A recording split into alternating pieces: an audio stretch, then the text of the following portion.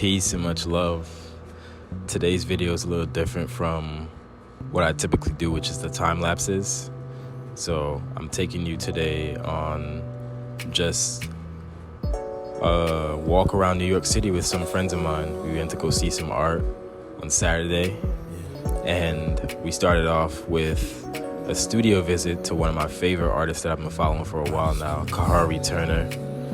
And this is actually my first time seeing his works in person, so I was just blown away because all the photographs on Instagram do not do it justice. Even as I'm filming right now, it doesn't even compare to seeing the works in person. So it was beautiful to actually just walk around the studio. He has an amazing energy. The artworks give off some amazing energy, and he eventually even did a demonstration, which you're gonna see soon. I have a quick clip of that as well. So it was pretty interesting. Just a quick note about his works. Kahari mixes seawater from different locations, whether it's parts of Africa, the Americas, and specifically locations that are historical, whether to do with the Atlantic slave trade and historical figures like Harriet Tubman. And the basic concept of his work is just he shows the bodies of melanated people with no eyes. Most of his portraits have no eyes, but they're just immersed in water for the most part, or water is covering them, and it was just beautiful hearing him talk about the work. After this studio visit, we actually went to the Volta Art Fair, but I didn't get any of that on camera, so I'm showing you my next highlight, which is Wangechi Mutu's exhibition. I would say it's a retrospective at the new museum, and it was just, I was blown away. So we started from the 7th floor, and I believe there were about 4 more floors of artwork from her, and she does amazing sculptural work. She does things casted from bronze. She does sculptures made from clay and other natural materials like tree barks, and she incorporates even cowrie shells. This is Louise, and me walking down the steps. Louise is a resident artist with me at the Eileen Kaminsky Foundation program at Mana Contemporary in Jersey City. And so, you know, this is the next floor down.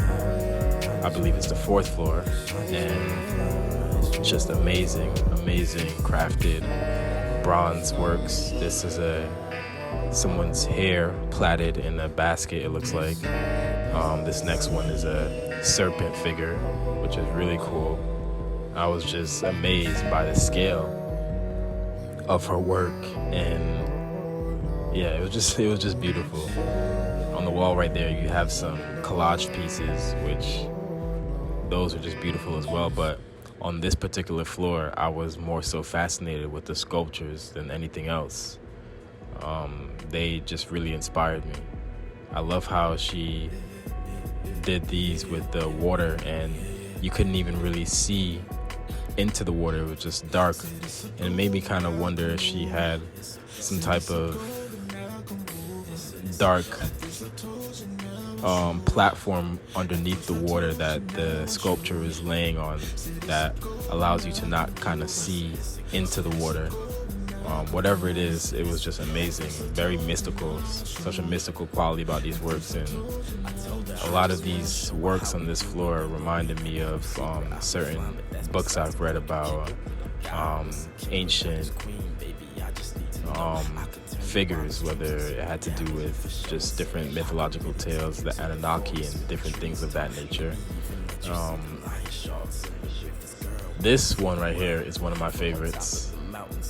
I was blown away. I specifically was reminded of my time in Mexico looking at this one. It reminded me of being in some of the cenotes underground and just journeying to get to the water and just seeing the different formations of the inside of the cave and the rocks.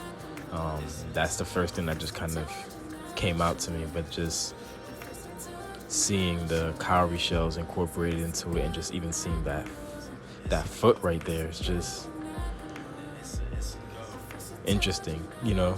Definitely has a creepy look to it as well, but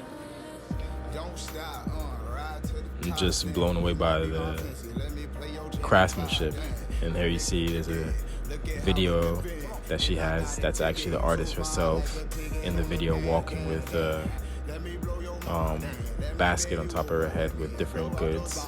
You know, just another thing that kind of brings you back to the Caribbean, you know, Jamaica, different parts of Africa. You see women walking around with things on their heads. These collages right here in this room were amazing as well. But like I said, the sculptures to me, I feel, were just so strong that I was just almost just drawn to the sculptures all the time. You know, even when she had other works in the room that were hanging on the walls, it was just the sculptures caught most of my attention.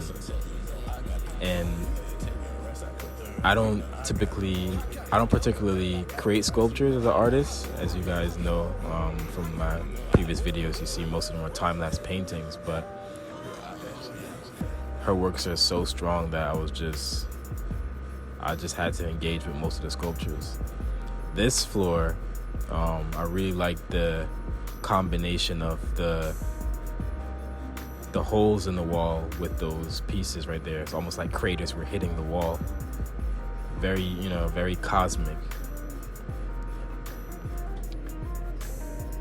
She does a great job of just incorporating so many spiritual qualities into the work, and these right here were some of the few pieces that kind of delved more into the female form, the female sexual organs. I believe this specific body of work talked about the uterine tumors. So that's about it. Thanks for watching. I will definitely be sharing more videos like this in the future. Please like this video, subscribe if you're not already subscribed, share with friends and family. Thank you again. I appreciate you.